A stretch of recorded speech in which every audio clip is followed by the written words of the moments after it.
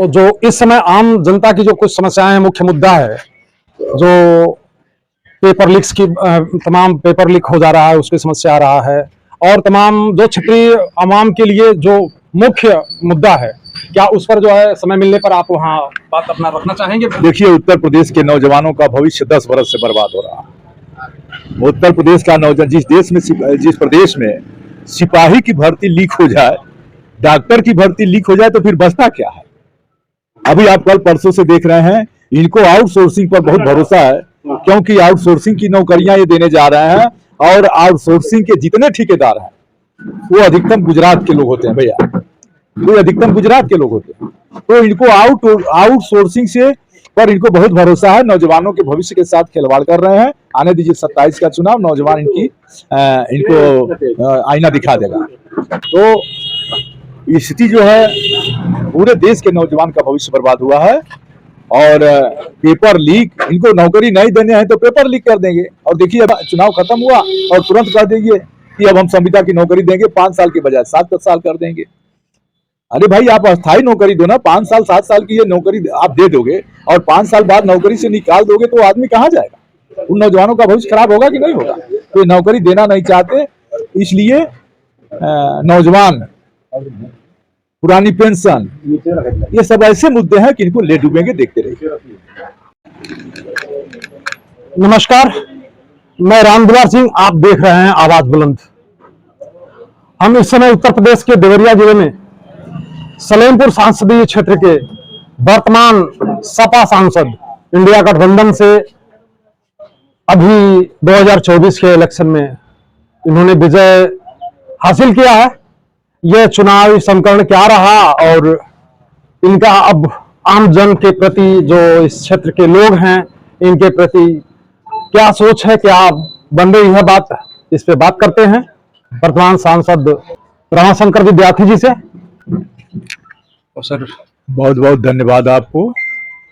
और सबसे पहले तो मैं अपने लोकसभा के सभी नागरिकों को बधाई देता हूं कि जिन लोगों ने अपना एक सेवक मुझे चुना है, जो मेरी जिम्मेदारी उनके प्रति बनती है।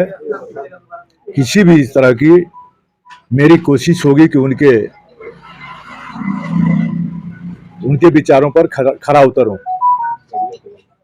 और पूरे लोकसभा क्षेत्र में जिस तरह से 5 दिन पहले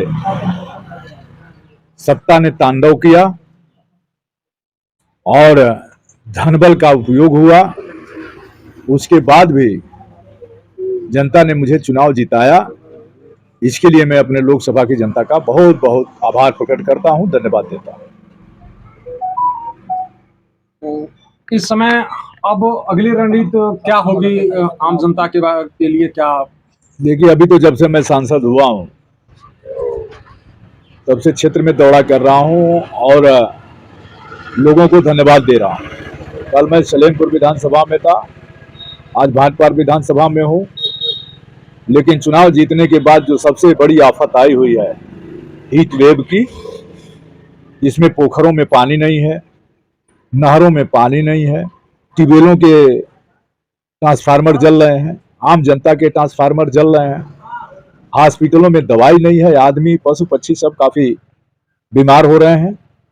तो मेरी अधिकारियों से बात हुई है कि ढोल नगारे के साथ जो अमृत सरोवर गांव गांव में बनवाए गए, कम से कम अमृत सरोवरों में तो पानी भेज दो, पानी चलवा दो, ताकि पशु पक्षी और वहां का टेम्परेचर कम हो। उसी तरह से नहरों में, हमारे 3 विधानसभा में नहरों का जाल है, उधर वहां नहरों में पानी भेज दे।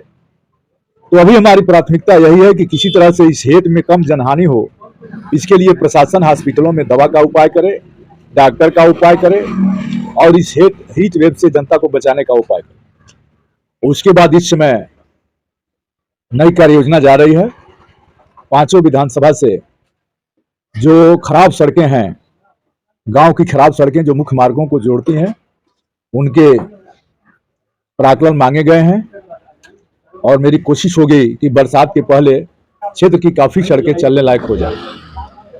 उसके बाद सदन में जो जिम्मेदारी हमारे क्षेत्र की जनता की होगी और जो देश में सवाल हैं, जिन सवालों पर इंडिया गठबंधन ने इतनी भारी विजय की, यह सरकार संख्या बल के आधार पर भले बन गई है, लेकिन इसका भविष्य 6 महीने से अधिक नहीं है और देश ने इंडिया गठबंधन को अपनाया है, क्योंकि करीब करीब 79 सीट एनडीए गठबंधन 500 से 1000 वोट से जीता। भारत के प्रधानमंत्री 1.5 लाख वोट से जीत रहे हैं और भारत का नेता विरोधी दल 4 लाख वोट से जीत रहे हैं। तो ये बड़ी बात है। इसलिए इस बार जनता ने बेरोजगारी, महंगाई, भ्रष्टाचार, इन सब मुद्दों पर वोट किया और धनबल के सहारे और सत्ता के सहारे जो एनडीए गठबंधन जो सत्ता के मद में चूर था, उसके सत्ता का नशा उतरा है। इस बार सदन में विपक्ष दिखेगा और कोई भी जनता के साथ ये गलत निर्णय नहीं कर पाएंगे। धनबल और सत्ता के बल पर एनडीए गठबंधन ने सत्ता बना ली है, इसे जनता उतार देगी। आपने देखा इनके विचारों को, और आम जनता इन्हीं विचारों के चलते इनके साथ खड़ी रही। और यहां तक कि जिस समय मतगणना हो रहा था, उस समय जगह जगह की आम आवाम जब इनकी गणना का अपडेशन लगभग 2-2.5 घंटा रुक गया, तो आम आवाम जगह जगह से अपना मुहिम बना ली और यहां तक कि दल बल के साथ आम आवाम मतगणना स्थल को घेरने का योजना बना लिया था। संजोग ऐसा रहा कि आम आवाम के पहुंचने के पहले, चाहे जिस तरह से भी हो, लोगों ने इनका सर्टिफिकेट, विजय कहा जाए कि इनका विजय सर्टिफिकेट इनको दे दिया गया।